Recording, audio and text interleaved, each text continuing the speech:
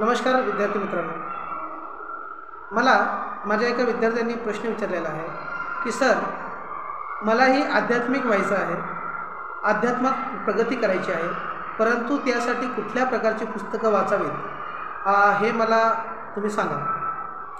तर मी सगळ्यात पहिले हे सांगू इच्छितो की तुम्ही पुस्तकं वाचताना किंवा निवडताना ती कुठल्या प्रकारच्या दिशेला तुम्हाला घेऊन चाललेत याचा पहिले अभ्यास करणं गरजेचं आहे. कारण अध्यात्मामध्ये सुद्धा 3 प्रकार मुख्य आहेत. पहिलं कर्माधारित अध्यात्म, दुसरं ज्ञानाधारित अध्यात्म आणि तिसरं भक्ती. या 3 पैकी तुम्हाला कुठल्या रस्त्याने जायचं आहे हे पहिल्यांदा ठरवणं गरजेचं आहे. जर तुम्ही विवाहित असाल, संसारिक असाल, तर तुम्ही भक्तीच्या रस्त्याने खूप सुंदर पद्धतीने जाऊन ते जे अचीव करायचं असतं ते करू शकता. त्याला थोडासा वेळ लागतो, संसारिक व्यक्तीला थोडासा वेळ लागतो, कारण की त्याला एकीकडे संसारसुद्धा चालवायचा असतो आणि दुसरीकडे ते अध्यात्मसुद्धा साधायचं असतं. त्यामुळे भक्तीच्या रस्त्याने उशीर लागतो. दुसरा रस्ता आहे ज्ञानाचा रस्ता.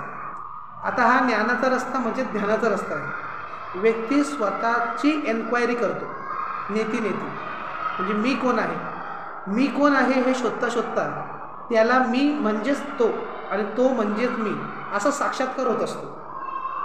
स्वस्वरूपाचा साक्षात्कार की ज्या मी शिवाची उपासना करतोय तोच शिव आणि माझा जीव हा एकच आहे, ते 2 नाहीत, तो एकच आहे, सगळं काही एक आहे. अशा प्रकारचा अनुभव त्या व्यक्तीला ज्ञानाच्या माध्यमातून येत असतो.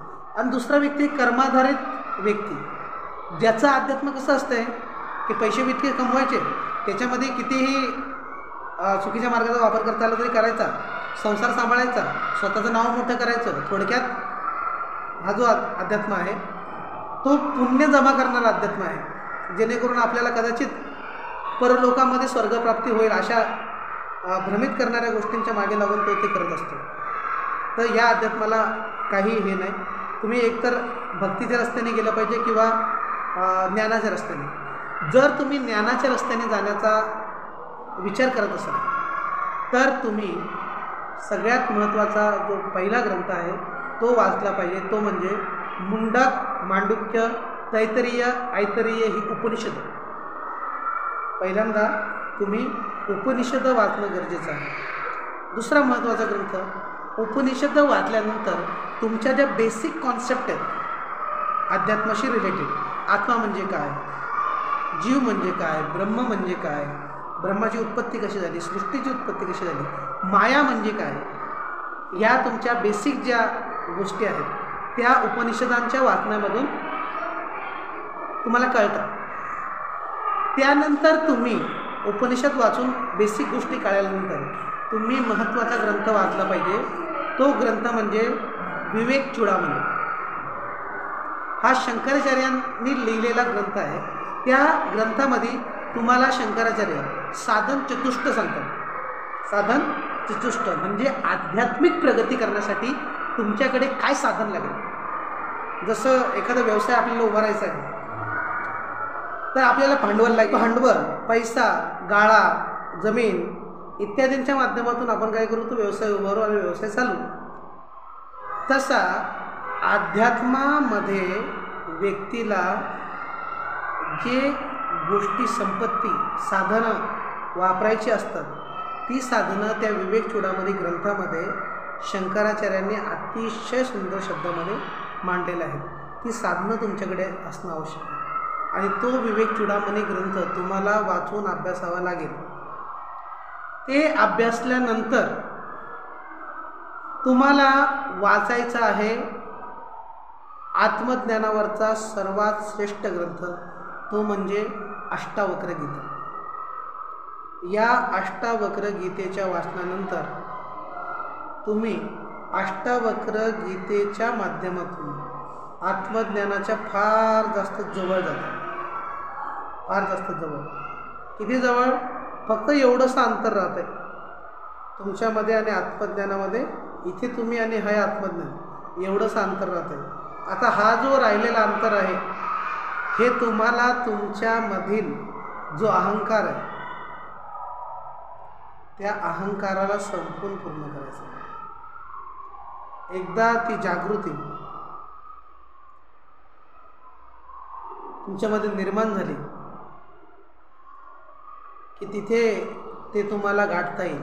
आता इथे बऱ्याचशा व्यक्तींचा असा प्रश्न येतो की तुमची हे जे अंतर आहे ते पार करून झालंय का?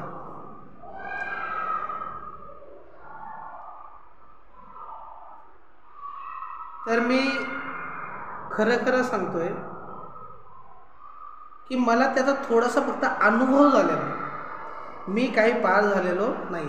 मी आणि तुम्ही सेम आहेत. जसे तुम्ही पहिल्या पायरीवर, कदाचित मी दुसऱ्या पायरीवर असेल, परंतु माझ्यापासून आत्मज्ञान हे सध्या खूप दूर आहे. हे मी प्रामाणिकपणे कबूल करतो. परंतु एक आहे की त्या गोष्टीचा थोडासा अनुभव झाल्यामुळे मला एवढी गोष्ट कळाली की ती जी गोष्ट आहे त्या गोष्टीसारखी मूल्यवान जगात कुठलीच गोष्ट नाही. त्या गोष्टीसारखी मूल्यवान, त्या गोष्टीसारखी गोष्ट या जगात नाही. त्या स्थितीसारखी गोष्ट या जगात नाही. आणि म्हणून मिळवण्यायोग्य जर या जगात काही आहे तर ते फक्त ते.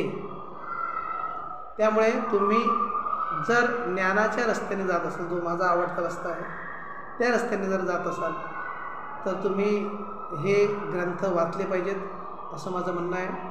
पहिला ग्रंथ मी तुम्हाला सांगितला ते म्हणजे उपनिषदांचा अभ्यास. मुंडक, मांडुक्य, तैत्तिरीय, ऐतरेय, बृहदारण्यक, ईशकेन, कठ इत्यादी उपनिषद वाचा. त्यानंतर तुम्ही विवेक चूडामणी वाचा आणि त्यानंतर अष्टावक्र गीता वाचा. हे जे ग्रंथ आहेत हे तुमचे बऱ्याचशा कॉन्सेप्ट क्लिअर करतील आणि नक्की तुम्हाला आध्यात्मिक प्रगतीच्या एकदम जवळ नेऊन टेकवतील. आणि मग जो पुढचा धक्का देण्याचं काम आहे ते तुमचं स्वतःचं असेल. तुमच्यातला अहंकार शून्य झाला की सगळ्या प्रकारच्या ज्या ज्योती आहेत त्या उजळणार आहेत. कापोराच्या वाती उजळल्या ज्योती, ठाईची समाप्ती झाली जैसी. मोक्षरखे आला भाग्यविने टाला, साधूचा अंकेला हरिभक्त. या ओळीप्रमाणे तो जो अनुभव आहे तो तुम्हाला झाल्याशिवाय राहणार नाही. धन्यवाद. हा व्हिडिओ तुम्हाला कसा वाटला हे मला कमेंट करून नक्की सांगा. व्हिडिओला लाईक करा, शेअर करा आणि आणखीनही जे आध्यात्मिक साधक असतील त्यांच्यापर्यंत हा व्हिडिओ पोहोचवा, जेणेकरून बाकी ग्रंथ वाचण्यापेक्षा ते याच्याकडे जास्त फोकस करतात.